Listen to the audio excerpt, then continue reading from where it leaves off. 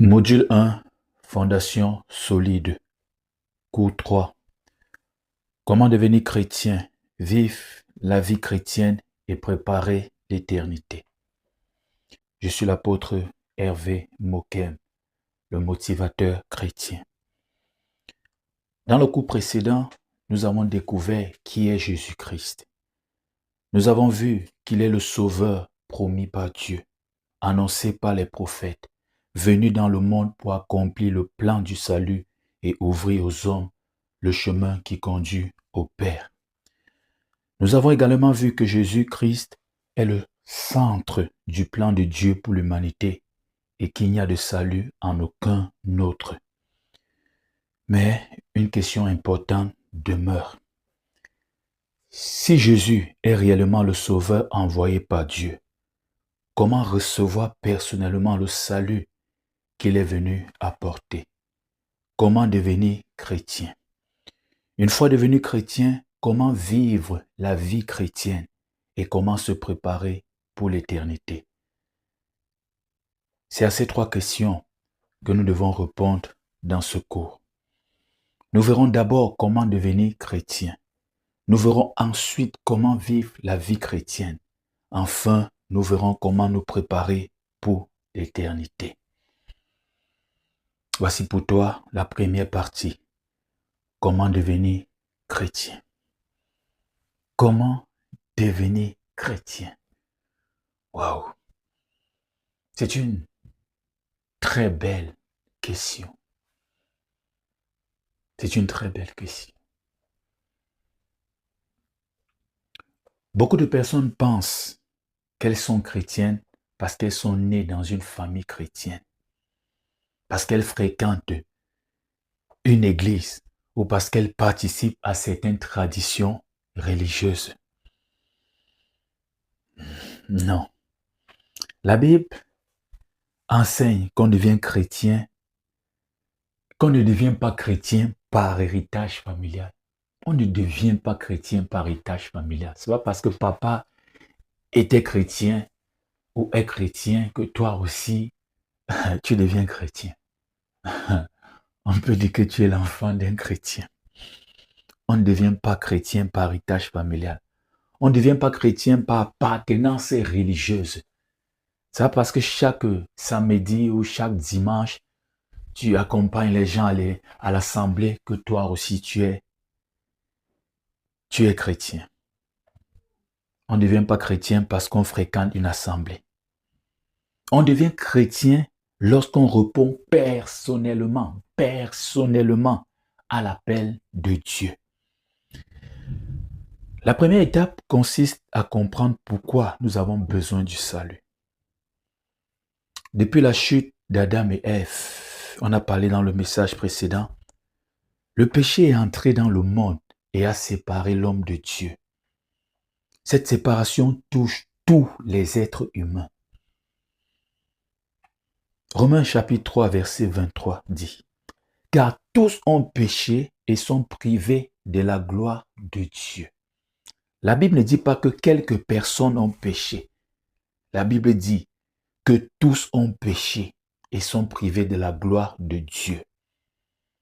Donc, personne ne peut prétendre être parfaitement juste devant Dieu par ses propres efforts. C'est pourquoi l'homme a besoin d'être sauvé. La Bible nous dit dans Romains chapitre 6, verset 23. Il est écrit, « Car le salaire du péché, c'est la mort, mais le don gratuit de Dieu, c'est la vie éternelle en Jésus-Christ, notre Seigneur. » Le péché produit la séparation d'avec Dieu et conduit à la mort spirituelle.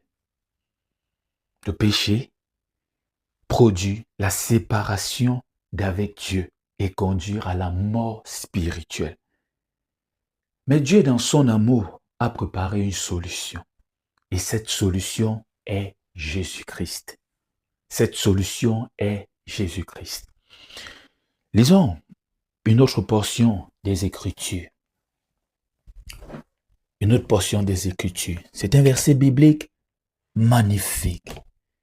Pour moi, C'est le plus grand verset biblique. Parce que ce verset biblique, il n'est pas long, mais il résume tout. Il parle de tout. Pour moi, ce verset biblique résume toute cette marche chrétienne, résume tout, tout et tout. Jean chapitre 3, verset 16. Car Dieu a tant aimé le monde qu'il a donné son Fils unique, afin que quiconque croit en lui ne périsse point, mais qu'il ait la vie éternelle. Dieu a tant aimé le monde, Dieu est amour, mon frère, qu'il a donné son Fils unique, ce qui est unique. Tu vois comment tu gardes précieux ce qui est unique, ce que tu as, ce qui te reste dans ton compte en banque. Tu gardes, tu protèges ta maison, l'unique maison que tu as. Tu protèges ce qui est unique. La Bible te dit, car Dieu a tant aimé le monde qu'il a donné. Il a offert, il a donné son Fils unique, afin que quiconque croit en lui ne périsse point, mais ait la vie.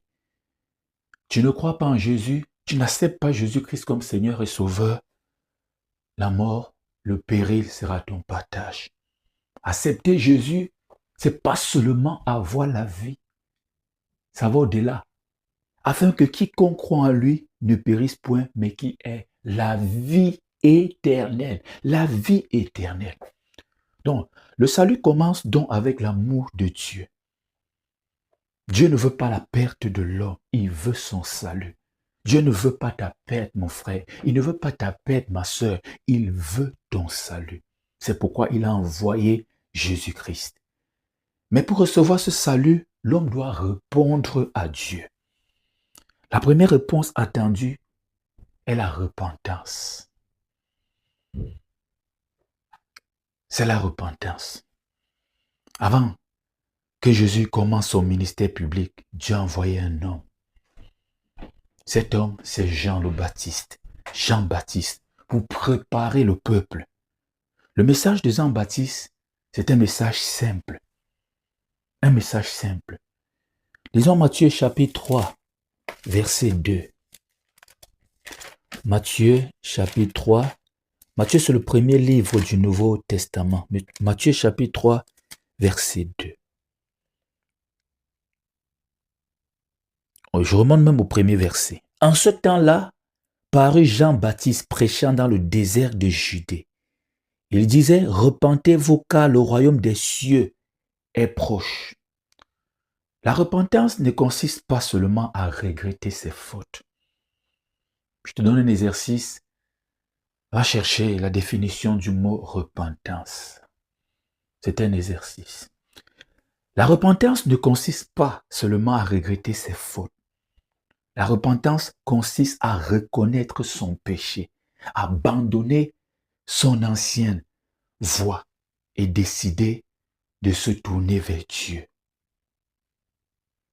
La repentance doit produire des fruits dignes de la repentance. C'est ça la vraie repentance. Il ne faut pas seulement dire, non, je regrette, et tu continues dans la même chose. Plus tard, Jésus lui-même prêchera le même message. Marc chapitre 1, verset 15. Marc chapitre 1, verset 15. Il disait, Jésus-Christ disait, le temps est accompli et le royaume de Dieu est proche. Repentez-vous et croyez à la bonne nouvelle. La repentance, c'est une place capitale dans le processus. Après la repentance vient la foi. Croire en Jésus-Christ. Croire en Jésus-Christ signifie croire qu'il est le Fils de Dieu, qu'il est mort pour nos péchés et qu'il est ressuscité pour nous donner la vie. Tu dois croire en Jésus-Christ. Tu dois avoir la foi en Jésus-Christ. Tu dois croire qu'il est le Fils de Dieu, qu'il est mort pour tes péchés et il est ressuscité pour te donner la vie. Lisons une autre portion des Écritures. Actes, chapitre 16, verset 31.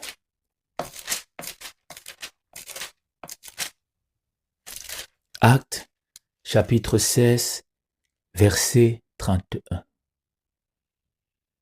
Crois au Seigneur Jésus et tu seras sauvé, toi et ta famille. Waouh! Crois au Seigneur Jésus et tu seras sauvé, toi et ta famille. Tu vois, le salut est disponible pour tout le monde. C'est disponible pour toi. C'est disponible pour ta famille. C'est disponible pour tous les hommes. La foi biblique, ce n'est pas seulement une opinion. C'est une foi qui conduit à quelque chose. C'est une confiance placée en Jésus. Et cette confiance, cette foi conduit naturellement à une confession publique. Romains chapitre 10, versets 9 à 10. Romains chapitre 10, versets 9 à 10. Si tu confesses de ta bouche le Seigneur Jésus, Christ, si tu confesses de ta bouche le Seigneur Jésus, et si tu crois dans ton cœur que Dieu l'a ressuscité des morts, tu seras sauvé. Car c'est en croyant du cœur qu'on parvient à la justice. Et c'est en confessant de la bouche qu'on parvient au salut. Tu comprends? Selon qu'il est écrit, quiconque croit en lui ne sera point confus. J'ai remonté quelque chose pour notre édification, pour asseoir cet enseignement. Si tu confesses de ta bouche, mon frère, souviens-toi de ça, garde ça, retiens ça, va dans ce sens, sois un exemple et demain tu porteras cela aux nations. Je te le dis aujourd'hui, demain tu le diras aux autres. Si tu confesses de ta bouche le Seigneur Jésus et si tu crois dans ton cœur que Dieu l'a ressuscité des morts, tu seras sauvé. Car c'est en croyant du cœur qu'on parvient à la justice et c'est en confessant de la bouche qu'on parvient au salut. Lorsque quelqu'un se repent, croit en Jésus-Christ et reçoit Jésus comme Seigneur et Sauveur personnel, Dieu accomplit une œuvre nouvelle dans son cœur. Et ce que la Bible appelle la nouvelle naissance. Lisons Jean chapitre 3, verset 3. Jean chapitre 3, verset 3. En vérité, je te le dis, si un homme n'est né de nouveau, il ne peut voir le royaume de Dieu. La nouvelle naissance, mon frère, ma sœur, ce n'est pas un changement de religion. Non. Certains sont quittés de l'église catholique pour l'église pentecôtiste, mais ne sont pas nés de nouveau. La nouvelle naissance peut conduire à quitter l'assemblée où tu étais, le lieu où tu étais, la religion à laquelle tu appartenais. Mais le changement des religions n'est pas automatiquement la nouvelle naissance. Il faudra le savoir. La nouvelle naissance, c'est une transformation intérieure opérée par Dieu. Opérée par Dieu. L'homme devient une nouvelle créature en Jésus-Christ. L'homme devient une nouvelle créature en Jésus-Christ.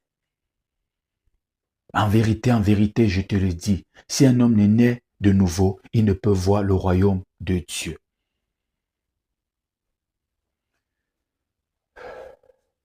Mais j'aimerais te dire que cette nouvelle vie doit être ensuite manifestée publiquement. Et c'est ce qui nous conduit au baptême d'eau. Le baptême d'eau, tu en as entendu parler. Tu es baptisé. Ce cours, c'est pour former tout le monde. Si tu n'es pas encore né de nouveau, voilà l'évangile. Si tu es né de nouveau, tu ne comprenais pas certaines choses, voilà la connaissance. Tu es né de nouveau, voilà la prédication, ce que tu dois porter aux nations. Le baptême d'eau est l'une des premières démarches d'obéissance que le nouveau croyant accomplit après sa conversion. Ah, Seigneur Jésus, encore des problèmes. Encore des problèmes. Et nous sommes là pour apporter des réponses, les vraies. Nous sommes là tout simplement même pour enseigner la vérité de l'évangile. Pourquoi? Malheureusement, beaucoup de personnes connaissent le mot baptême sans toujours comprendre sa signification biblique. Le baptême, ce n'est pas le baptême n'est pas un simple rite religieux, non. Le baptême n'est pas une tradition humaine, jamais. Le baptême est un acte d'obéissance à Dieu. Le mot baptême vient du mot grec baptizo, qui signifie immerger, plonger, submerger. Dans la Bible, le baptême est donc pratiqué par immersion dans l'eau. Le baptême, ce n'est pas par aspersion, ce n'est pas biblique, c'est humain, c'est satanique. Le baptême, c'est par immersion dans l'eau. Jésus lui-même nous a montré l'exemple. Matthieu chapitre 3, versets 13 à 16.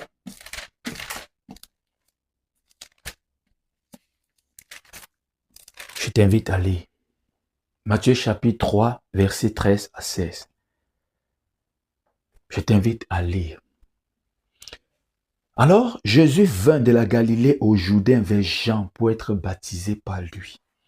Mais Jean s'y opposait en disant, « C'est moi qui ai besoin d'être baptisé par toi et tu viens à moi. » Jésus lui répondit, « Laisse faire maintenant, quand il est convenable, que nous accomplissions ainsi tout ce qui est juste. » Et Jean ne lui résista plus.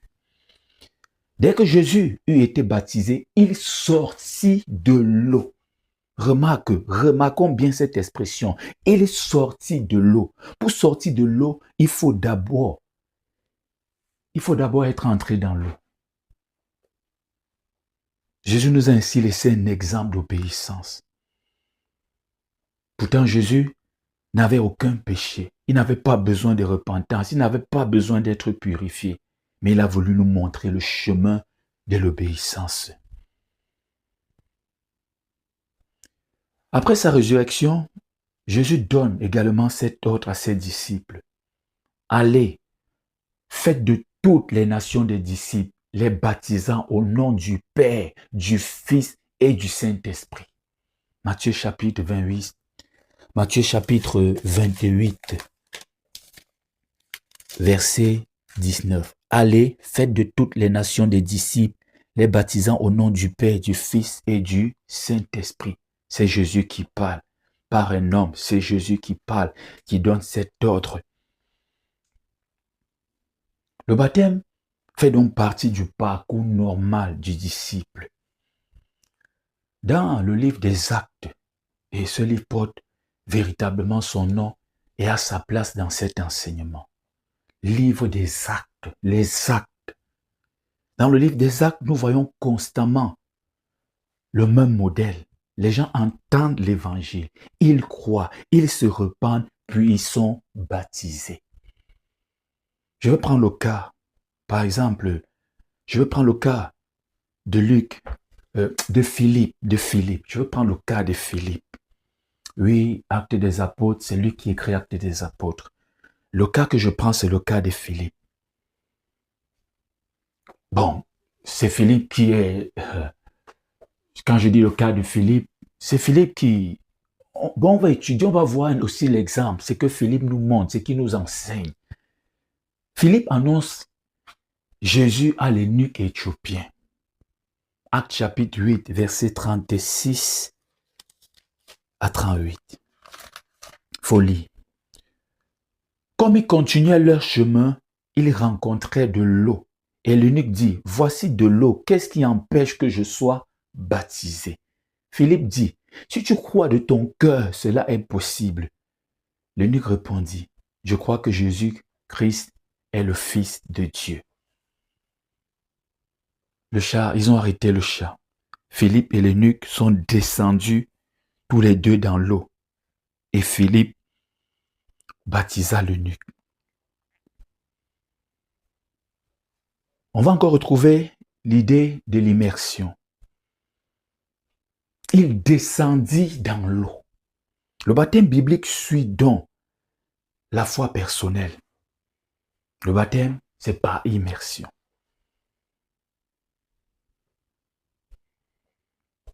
Le baptême biblique suit la foi personnelle. C'est pourquoi dans la Bible, tu vas voir, dans le Nouveau Testament, on va voir des croyants baptisés après avoir cru en Jésus-Christ.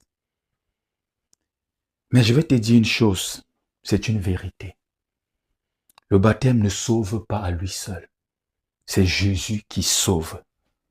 C'est Jésus qui sauve. Le baptême ne sauve pas à lui seul, mais le baptême est le témoignage public que nous appartenons désormais à Jésus. Tu comprends? Pourquoi est-ce que je veux m'arrêter et vraiment me concentrer sur cette parenthèse? Plusieurs personnes ne croient pas en Jésus et viennent entrer dans les eaux. Ça, c'est pas le baptême. Le baptême, lui seul, ne sauve pas. Entrer dans les eaux ressorties ne sauve pas.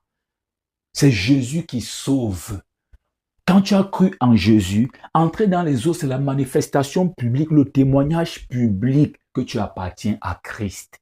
Ça vient témoigner la foi, que tu as accepté Jésus-Christ comme Seigneur et Sauveur. Et la Bible vraiment, c'est un livre de sagesse. Souviens-toi du brigand à la croix. Il est parti au paradis, invité par Jésus, sans être entré dans les eaux du baptême. On ne dit pas de faire comme lui, mais la Bible veut nous enseigner quelque chose. Parce que plusieurs aujourd'hui, oui, je crois en Jésus, ils viennent à l'église avec de mauvais motifs. Il faut croire en Jésus, pas de la bouche seulement. Ça, c'est confessé, mais il faut que du fond du cœur, tu as cru en ton cœur en Jésus.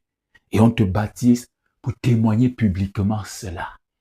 Mon frère, si tu t'es baptisé sans avoir cru en Jésus, il faut savoir qu'il y a un problème. Il faut savoir que tu n'es pas encore sauvé. Il faut croire en Jésus. C'est Jésus qui sauve. Le baptême, on doit obéir. Jésus nous a montré l'obéissance, mais il faut comprendre. Et Jésus lui-même nous montre encore cela, que c'est lui qui sauve. Ce n'est pas le rituel là qui sauve. Le rituel est important, il faut le faire. Il faut ce témoignage public pour la gloire du nom du Seigneur. Alors, si toi, tu t'es baptisé par émotion, tu n'avais pas cru, tu as seulement raconté de la bouche, le cœur n'a pas cru. Il faut repartir en ton lieu de baptême. Tu n'as pas besoin de te faire rebaptiser. Non, non. Repars en ton lieu du baptême. Tu peux même te rebaptiser. Pourquoi pas? Tu sais que tu n'as pas été vrai. Ça peut arriver sur le chemin qu'on tombe, hein, mais ce jour-ci, tu as été vrai. C'est de ça que je parle. Et toi-même, tu sais qu'il y a des gens, certaines sœurs viennent souvent parce qu'elles ont cherché le mariage partout, elles n'ont pas trouvé. Et à l'église, on a mis des conditions en place. Elles respectent juste les conditions, mais elles n'ont pas été transformées. Tu vois, et plusieurs frères aussi comme ça. Donc, il faut travailler là-dessus. Le baptême ne s'arrête pas là. Le baptême symbolise également quelque chose de profond. Lisons Romains chapitre 6, verset 4. Nous avons donc été ensevelis avec lui par le baptême en sa mort, afin que comme Christ est ressuscité des morts par la gloire du Père, de même nous aussi nous marchions en nouveauté de vie. Lorsque le croyant est plongé dans l'eau, cela représente l'ancienne vie qui est laissée derrière. Lorsqu'il ressort de l'eau, cela représente la nouvelle vie reçue en Jésus-Christ. Et ce baptême ouvre la porte à un autre baptême. Nous sommes sur le chemin de la nouvelle naissance. Nous sommes sur le chemin comment devenir chrétien. Après le baptême de l'eau, la Bible nous parle également du baptême du Saint-Esprit. Et voilà où plusieurs vont s'arrêter. Voilà où les émotionnés, les menteurs, ceux qui ont confessé de la bouche et n'ont pas cru en leur cœur vont s'arrêter. Parce que tu peux tromper le pasteur, mais tu ne peux pas tromper Dieu. Tu peux déclarer publiquement devant les gens par hypocrisie ou par pression même, mais tu ne peux pas tromper Dieu. Ne forcez pas les gens à se faire baptiser. Même quand tu annonces l'évangile, laisse la personne prendre du temps. Ne force pas. Ne force pas. Certains sont entrés là parce qu'on les a forcés. Quand ils seront convaincus, ils vont croire. Et quand ils vont croire, ils vont véritablement s'accrocher. Ne force pas. Certaines forcent parce qu'ils veulent des clients pour leur assemblée. Non, ne force pas. Dieu lui-même ne force pas. Ne force pas. Ne force pas. Laisse. Fais ton travail. Évangélise. Parle. Ne te décourage pas. Mais ne force pas. Parce que c'est une affaire de vérité. Si tu forces, tu vas finir par à mettre quelqu'un dans le mensonge. Et ça ne serait pas bien. Jean-Baptiste avait déjà annoncé cette promesse. Pourquoi on parle de Jean-Baptiste? Jean-Baptiste a baptisé, le baptême d'eau. Il préparait les cœurs. Jean-Baptiste lui-même. Et c'est tellement crédible quand c'est Jean-Baptiste lui-même qui l'annonce. Lui qui était au Jourdain, baptisé, qui a même baptisé Jésus. Jésus a juste voulu nous montrer l'exemple à suivre, il faudra le savoir. Il dit, moi, je vous ai baptisé d'eau pour vous amener à la repentance. Mais celui qui vient après moi est plus puissant que moi. Je ne suis pas digne de porter ses souliers. Lui, il vous baptisera du Saint-Esprit et de feu. Jean le Baptiste faisait une distinction entre son baptême d'eau et l'œuvre que Jésus allait accomplir. Et Jésus lui m'a parlé de cette promesse. Dans Actes chapitre 1, verset 8. Actes chapitre 1, verset 8. Jésus dit, mais vous recevrez une puissance, le Saint-Esprit survenant sur vous, et vous serez mes témoins à Jérusalem, dans toute la Judée, dans la Samarie et jusqu'aux extrémités de la terre. Quelques jours plus tard, cette promesse s'accomplit. Actes chapitre 2, verset 4. Il est écrit, et ils furent tous remplis du Saint-Esprit et se mit à parler en d'autres langues selon que l'Esprit leur donnait de s'exprimer. Le Saint-Esprit est donc le don de Dieu pour accompagner le croyant dans sa nouvelle vie. Le Saint-Esprit, il console, il guide le croyant, il t'enseigne, il te donne la force d'obéir à Dieu. Parce que seul, tu ne peux pas. Rappelle-toi du premier cours. Le monde ne peut pas sans son Créateur. C'est les embrouilles. C'est du travail inutile. Les empires sont tombés, les puissances sont tombés. Mais jusqu'à là, l'homme n'a pas trouvé. Ils n'ont pas pu. Ceux-là qui s'éloignent de Dieu, croyant trouver des solutions sans Dieu, n'ont jamais pu répondre aux attentes du monde. Tu vois comment c'est magnifique, la marche avec Dieu. Le Saint-Esprit est le don de Dieu pour accompagner le croyant, pour t'accompagner dans ta nouvelle vie. Il va t'enseigner, te consoler, te guider, te donner la force d'obéir. Il va t'aider à grandir spirituellement. Et là, le chemin biblique pour devenir chrétien est clair. Écoute, le chemin biblique pour devenir chrétien. Entendre l'évangile, se repentir, croire en Jésus-Christ, confesser sa foi, recevoir la nouvelle naissance, être baptisé d'eau, recevoir la puissance du Saint-Esprit. Mais j'aimerais te dire que devenir chrétien n'est que le commencement.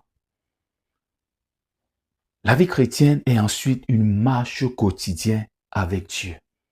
Et c'est ce que nous allons découvrir dans la deuxième partie de ce cours. Comment vivre la vie chrétienne. Deuxième partie. Comment vivre la vie chrétienne. Devenir chrétien est le commencement d'une nouvelle vie. Il faudra le savoir. Beaucoup de chrétiens pensent que le salut est la fin du parcours. En réalité, le salut, c'est le point de départ. Lorsqu'un enfant naît, sa vie ne fait que commencer. Sa vie ne fait que commencer. Regardez un enfant dans le ventre, on attend durant des mois. Il est né, on est content. Mais sa vie en réalité ne fait que commencer. Il doit apprendre à marcher, à parler, à grandir et à se développer. Il en est de même pour le chrétien. Après la nouvelle naissance, Dieu veut que nous grandissions spirituellement. La vie chrétienne, mon frère, la vie chrétienne, ma sœur, retiens ça, n'est pas simplement une religion. La vie chrétienne est une relation quotidienne avec Dieu. Jésus ne nous appelle pas seulement à croire en lui. Tout à l'heure, on a dit, crois, tu seras sauvé. Jésus ne nous appelle pas seulement à croire en lui. Il nous appelle à marcher avec lui. C'est pourquoi le chrétien doit développer certaines habitudes spirituelles essentielles. Parmi ces habitudes, il y a la prière. Il y a la prière. C'est la première habitude du chrétien, la prière. Dans une de mes vidéos où je donnais les secrets de la prière, j'ai dit le premier secret de la prière, c'est prier sans cesse.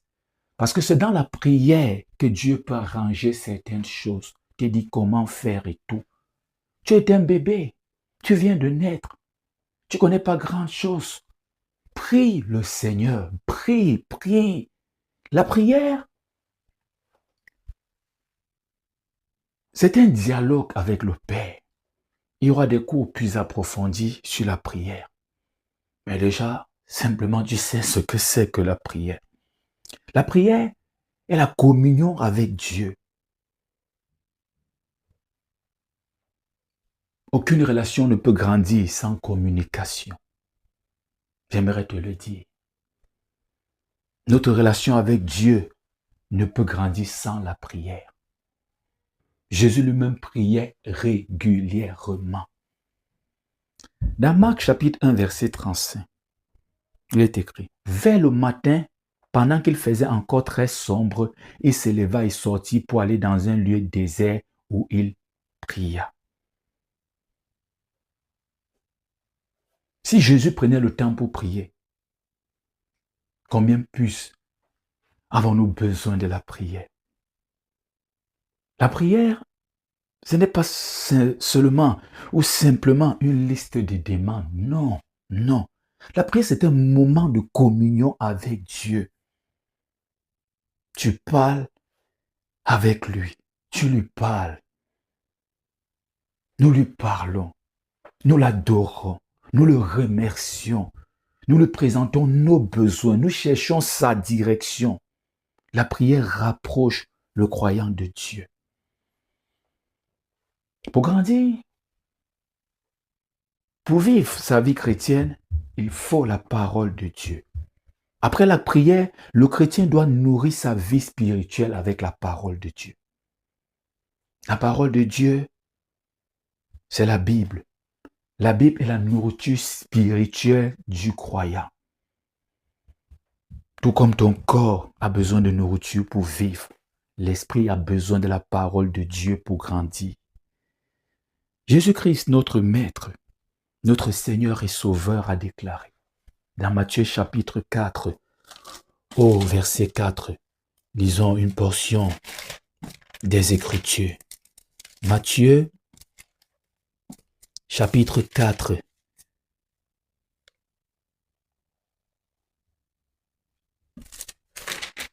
verset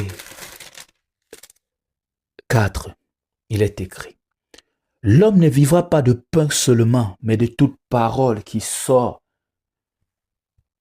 de la bouche de Dieu. » La Bible nous enseigne qui est Dieu, comment vivre, résister au péché, comment prendre des décisions, comment accomplir la volonté de Dieu. La Bible nous enseigne. Tout ce que tu cherches, c'est dans la Bible. Pour tes questions, tu trouveras des réponses dans la Bible.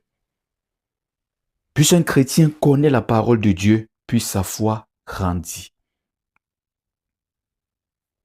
Romains chapitre 10, verset 17 dit: Ainsi la foi vient de ce qu'on entend, et ce qu'on entend vient de la parole de Christ. Vivre sa vie chrétienne. Pour vivre sa vie chrétienne, il y a l'obéissance à Dieu. La vie chrétienne ne consiste pas seulement à écouter la parole, elle consiste également à la mettre en pratique. Jésus-Christ, notre Maître, dit dans Jean chapitre 14, verset 15, « Si vous m'aimez, gardez mes commandements. » Et quand on dit garder ici, ce n'est pas pour dire tu as pris les commandements, tu es parti mettre dans un coffre-fort, tu as fermé. On parle de l'obéissance. L'obéissance est la preuve d'amour envers Dieu. Dieu, lui, il ne cherche pas seulement les personnes qui connaissent sa volonté. Il cherche des personnes qui la pratiquent.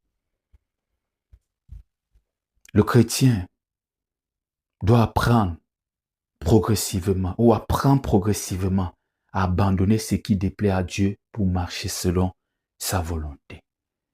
Et le mot progrès ici a véritablement sa place. Parce que si on enlève ce mot, on va décourager plusieurs. Et ça serait vraiment pas bien. Donc, le chrétien apprend progressivement à abandonner ce qui déplaît à Dieu pour marcher selon sa volonté. Il y a la communion fraternelle.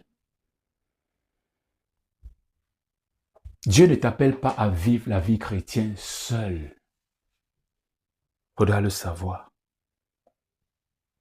Dieu ne t'appelle pas à vivre la vie chrétienne seul. Dieu t'a placé, Dieu veut que tu sois placé. En tout cas, il t'a placé même et il veut que tu demeures dans une famille spirituelle. Cette famille, c'est l'Église. C'est l'Église. Les premiers chrétiens vivaient dans cette communion. Il faudra le savoir. Dans Actes chapitre 2, verset 42, il est écrit: « Ils persévéraient dans l'enseignement des apôtres, dans la communion fraternelle, dans la fraction du pain et dans les prières. » La communion fraternelle nous aide à apprendre avec d'autres croyants, à nous encourager mutuellement, à recevoir des enseignements de ceux-là qui sont plus avancés que nous, de grandir spirituellement, de servir ensemble Dieu. Dans la communion fraternelle, tu vas trouver des épaules sur lesquelles tu peux pleurer. Des personnes qui vont te consoler, te motiver, t'encourager, qui vont t'exhorter. Toi aussi, tu vas trouver des personnes où tu es plus avancé et tu peux envoyer une parole. Ensemble, vous allez grandir. Ensemble, vous allez vivre. Vous êtes la famille de Dieu. Un chrétien isolé est vulnérable. Il est une proie facile. Il est vulnérable au découragement, aux attaques spirituelles. Il faudra le savoir. Ce que Dieu veut, encore, c'est ta croissance spirituelle. La volonté de Dieu est que chaque croyant grandisse. Un bébé ne doit pas rester bébé toute sa vie. Il doit grandir. De la même manière, un chrétien ne doit pas rester spirituellement immature. Il doit grandir. 2 Pierre chapitre 3 verset 18 dit: « Croissez dans la grâce et dans la connaissance de notre Seigneur et Sauveur Jésus-Christ. » La croissance spirituelle se voit dans plusieurs domaines. Le caractère, la foi, l'amour, l'obéissance, la connaissance de Dieu, le service. Dans certains cours, on va encore plus entrer en profondeur. Au fil du temps, Dieu transforme progressivement le croyant afin qu'il ressemble davantage à Jésus-Christ. Un autre point, le combat spirituel. La vie chrétienne comporte également des combats. Il faudra l'accepter. Il faut accepter cette réalité. Devenir chrétien ne signifie pas que tous les problèmes disparaissent immédiatement. Et c'est ça que certains ne comprennent pas.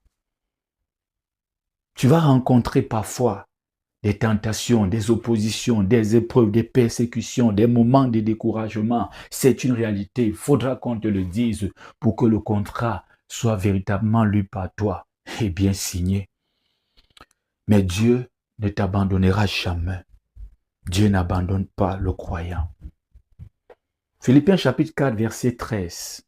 Je puisse tout par celui qui me fortifie. Le croyant, le chrétien doit apprendre à placer sa confiance en Dieu dans toutes les circonstances. Un autre point important, marcher avec le Saint-Esprit. Le Saint-Esprit n'est pas donné seulement pour une expérience ponctuelle. C'est pas qu'il est descendu, tu as parlé en langue, il y a eu des manifestations et c'était bon. Non, il accompagne le croyant. Il t'accompagne. Il accompagne le croyant chaque jour. Galates chapitre 5, verset 16 dit, « Marchez selon l'esprit et vous n'accomplirez pas les désirs de la chair. » Je vais encore le dire, je vais encore le redire, pour que ça puisse véritablement s'asseoir.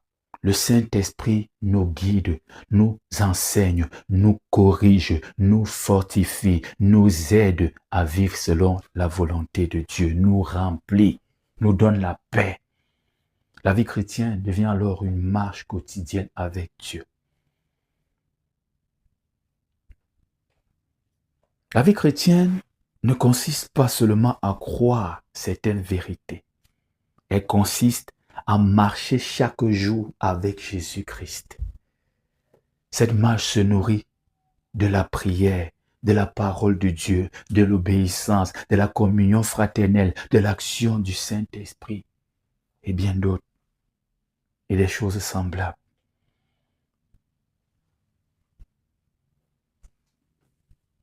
Mais j'aimerais te dire que la vie chrétienne ne concerne pas seulement notre vie présente. Dieu nous appelle également à regarder plus loin que cette vie terrestre. C'est ce qui nous conduit à la troisième partie de notre cours. Comment se préparer pour l'éternité. Troisième partie. Comment se préparer pour l'éternité. Depuis le début de ce cours, nous avons vu comment devenir chrétien et comment vivre la vie chrétienne. Mais Dieu ne nous appelle pas seulement à vivre pour aujourd'hui. Il nous appelle également à préparer l'éternité. L'une des plus grandes erreurs de l'être humain est de vivre comme si cette vie terrestre était éternelle. La Bible nous enseigne que notre passage sur terre est limité. La Bible nous enseigne que notre passage sur terre est limité. C'est pour un temps. Notre vie sur terre a un commencement et elle aura une fin. Il faudra le savoir. Aujourd'hui, tu vis, demain, tu meurs. Ça fait peur, n'est-ce pas? Ça fait peur à ceux du monde. Ça fait peur à ceux qui n'ont pas Christ. Écoute-moi. Il est important de regarder au-delà de la vie présente.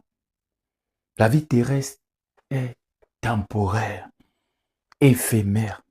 Beaucoup de choses occupent notre temps. Les études, le travail, les affaires, la politique, la famille, les projets, les responsabilités quotidiennes. Parmi ces choses, il y a des choses importantes. Il faudra le dire, il faudra le souligner, mais elles ne sont pas éternelles. Il faudra le savoir. Elles ne sont pas éternelles. La Bible nous rappelle que notre vie sur terre est courte. La Bible nous rappelle que notre vie sur terre est temporaire.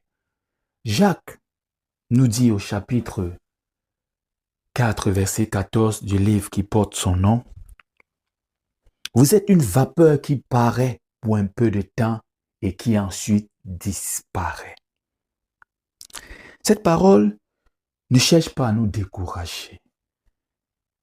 Cette parole ne veut pas dire ne cherche plus un abri pour tes enfants, ne pas plus au travail. Non.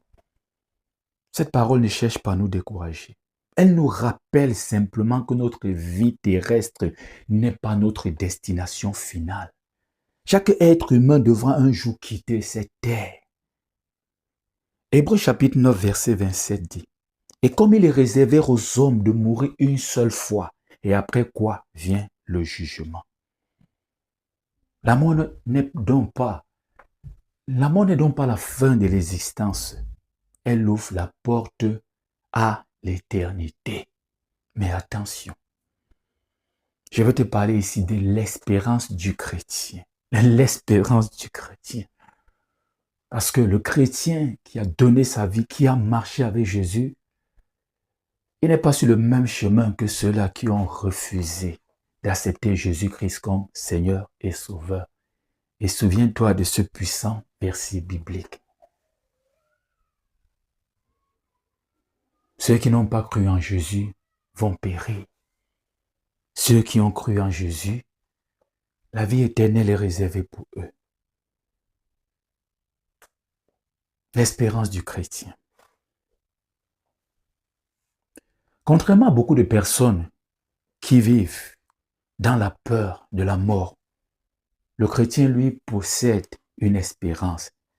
Et cette espérance repose sur Jésus-Christ. Parce que Jésus-Christ est ressuscité. Jésus-Christ est ressuscité. Ceux qui appartiennent à Jésus-Christ ont l'assurance de la vie éternelle. Il faudra le savoir. Jean chapitre 11 verset 25 dit, il est écrit, Jésus lui dit, je suis la résurrection et la vie. Celui qui croit en moi vivra quand même il serait mort. Pour le chrétien, la mort n'a pas le dernier mot. La résurrection de Jésus-Christ est la garantie de notre espérance. C'est pourquoi le chrétien ne vit pas dans le désespoir. Non, il sait que Dieu lui a préparé un avenir éternel. L'espérance du chrétien. Jésus reviendra. Il faudra le savoir. La Bible nous enseigne également qu'il reviendra, que Jésus reviendra.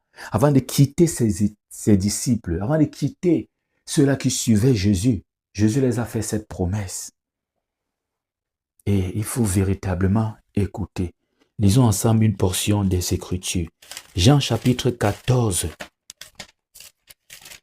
Jean chapitre 14, versets 2 à 3. Lisons ensemble et c'est vraiment important. Jean chapitre 14, versets 2 à 3. Il y a plusieurs demeures dans la maison de mon Père. Si cela n'était pas, je vous l'aurais dit. Je vais vous préparer une place. Et lorsque je m'en serai allé et que je vous aurai préparé une place, je reviendrai et je vous prendrai avec moi, afin que là où je suis, vous y soyez aussi. Le retour de Jésus fait partie de l'espérance chrétienne. Depuis les premiers siècles, les croyants attendent son retour. Cette attente nous encourage à rester fidèles. Il faudra le savoir.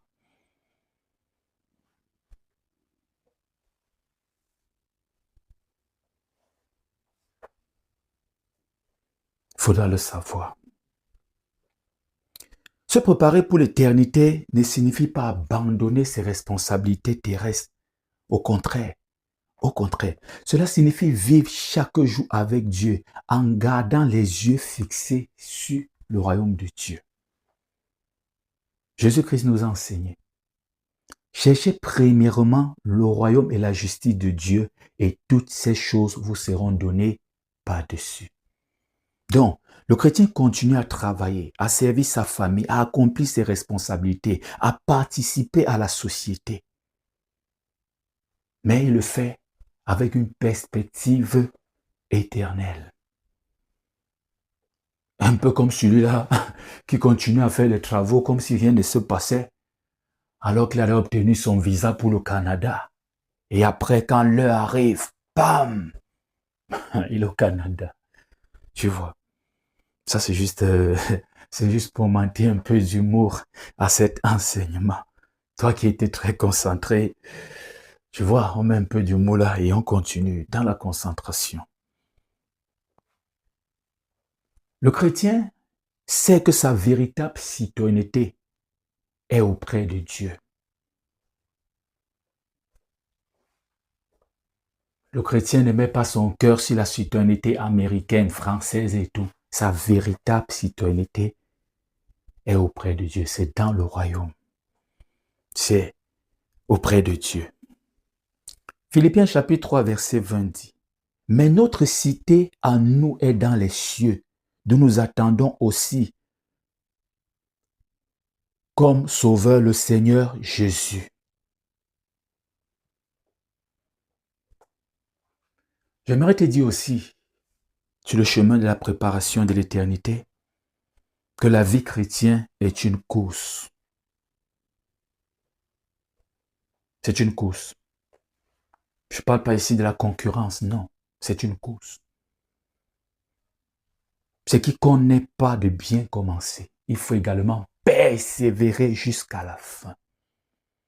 Jésus lui-même a déclaré dans Matthieu chapitre 24, verset 13, « Mais celui qui persévérera jusqu'à la fin sera sauvé. Jusqu'à la fin sera sauvé. Mais celui qui persévérera jusqu'à la fin sera sauvé. » Donc la fidélité à Dieu doit t'accompagner tout le long de ta vie. La fidélité à Dieu doit nous accompagner tout le long de notre séjour terrestre, même dans les périodes difficiles. Qu'importe les circonstances, tu dois rester fidèle à Dieu, tu dois persévérer jusqu'à la fin. Mais celui qui persévérera jusqu'à la fin sera sauvé. Même lorsque ta foi est mise à l'épreuve, parce que ta foi sera mise à l'épreuve. J'aimerais te dire que Dieu demeure fidèle avec toi. Toi, tu dois persévérer. Tu dois aussi demeurer fidèle. Quel est l'objectif final du croyant? L'objectif final du croyant, c'est la vie éternelle auprès de Dieu. Loin des souffrances de ce monde, loin des infidélités, loin de la trahison, loin de l'abandon, loin du mensonge des hommes politiques, loin de la franc-maçonnerie, loin des sectes pernicieuses, loin des guerres, loin des bruits, loin des mauvaises nouvelles, loin des attaques de Satan, loin de la persécution des hommes, loin du brouillard. L'objectif final du croyant est la vie éternelle auprès de Dieu.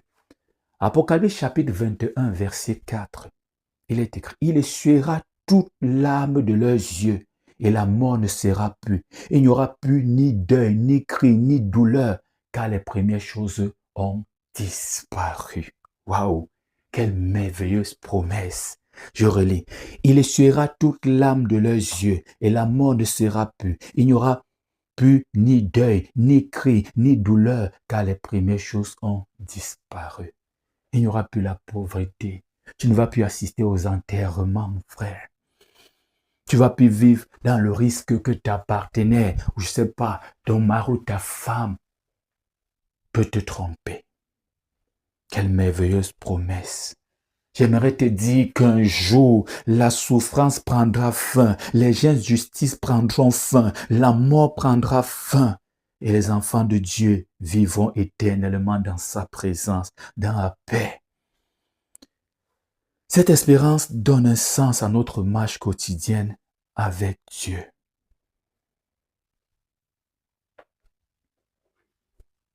Waouh, waouh, ok. Au cours de cet enseignement, nous avons découvert 3 vérités fondamentales.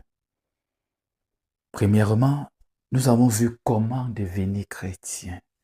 Nous avons compris l'importance de la repentance, de la foi en Jésus-Christ, de la nouvelle naissance, du baptême d'eau et de l'action du Saint-Esprit.